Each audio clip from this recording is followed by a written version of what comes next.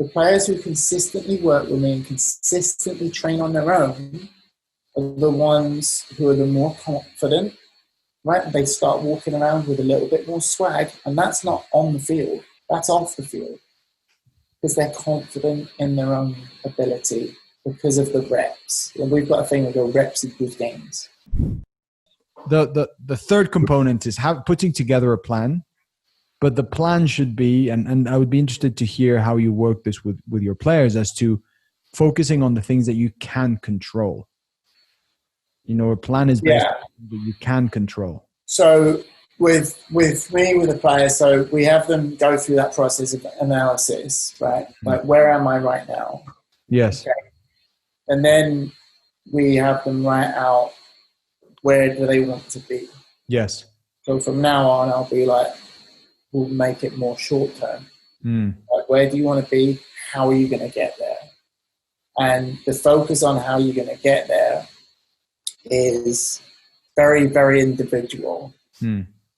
So with us, I like players to come up with drills and everything, and I help them. But then it's designing your own training and making micro goals on team training nights to try something new. So let's try something we've been working on.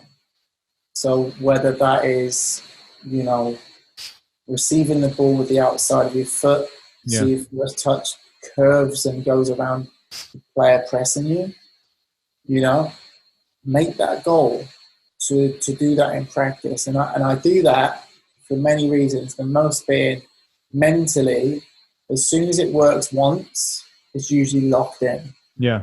But they then know, oh, this is real, it's working. And then the psychological effect of, well, yeah, I've done 5,000 reps of this in the last month, and then it worked in practice. So when it comes to a game, they'll try it, and then eventually it becomes automatic. Yeah. Because they've convinced themselves that it's working. And with what I do, a lot of the pushback we get are, well, cones aren't defenders. You know, your footwork's trash. Yes. There's no positional thing here.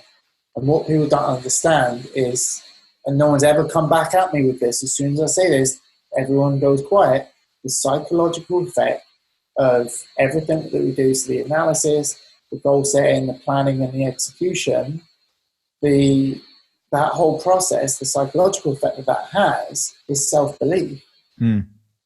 And, you know, if you were to only do individual training, you're never going to be a footballer.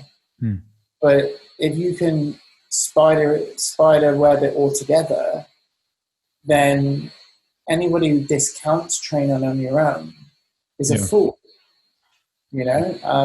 And you look at like a player like Ronaldo, whose stories are there, right? Gets to training before everybody else, but leaves after everybody else, working on his own. Does he need to do that? Not anymore. Yeah. Does he need to do that for his own mental sake? Yes. Yeah. He needs to know that he's training more and he's training cleaner, so the strikes are cleaner, the movement's cleaner. Yeah. Just for him, his own, so he can perform at his optimum level. And I've noticed this the same with all of my players.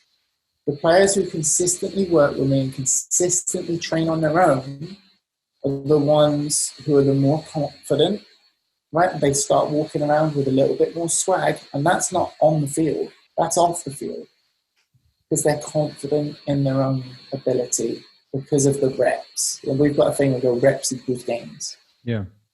Right? And it's true. You go to a gym, you start doing your reps, you know, you're going to end up buff if everything comes together and your nutrition's good. And it's the same with football. If you get in the reps, you're going to get better, and it really helps this. Yes. I just basically splurged my entire process out in 5 minutes. But sometimes we tend to believe that there's a magic potion, there's a magic pill, there's a magic formula to something. And I do think that some things can expedite But in the end, it comes to sets and reps. It does come to working. Obviously, the plan that you're having has to be a plan that somebody knows what they're doing. But then it's just showing up and repeating and learning and repeating and learning. And then that's how you're getting better. And obviously, when people have their plan, most people don't reach their goals, not because they don't know where they're going or what they want. They don't get there because they follow to execute the plan that they were supposed to follow. Yeah. And, you know, with that as well, I'm guilty. I'm guilty of this. I have not written down my short-term goals for Spanish. I have not written down my long-term goals for Spanish. Why have I not done that, Pepe?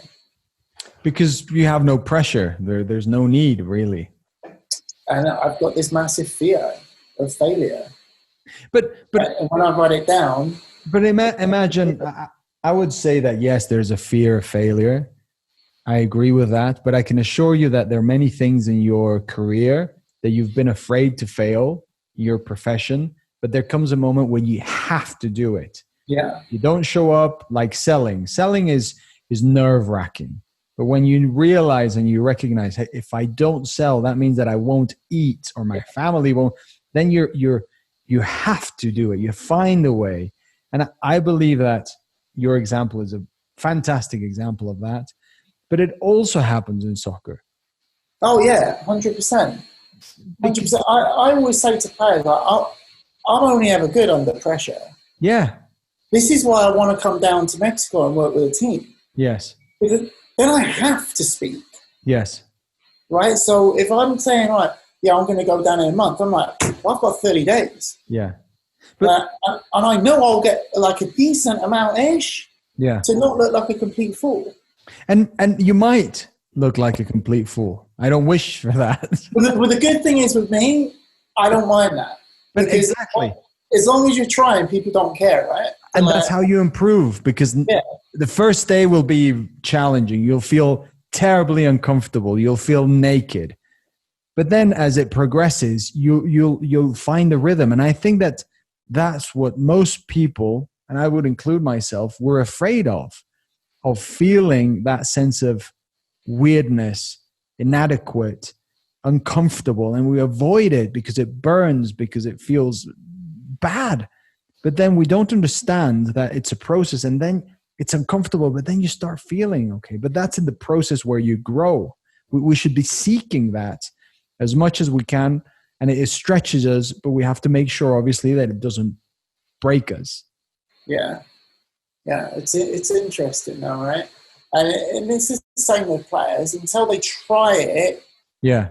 And I'm not talking about anything drastic here. Yes. Yeah. I'm not talking about doing a rainbow in a game. But we're talking about little touches, tiny little changes to their game that I'm pushing them to try. Because I'm convinced that when they try it, they might fail. Yeah. 1 time, 2 times, 3 times, 4 times. But when they get that rhythm of what we've been doing in our practice, and then they've got eyes on people playing them with a high press or whatever it is, and a man marking them, I'm convinced that first time that they try it, boom, and they go around them, fantastic, and it will lock in. But they have to try it because there's no point practicing it if we're not going to.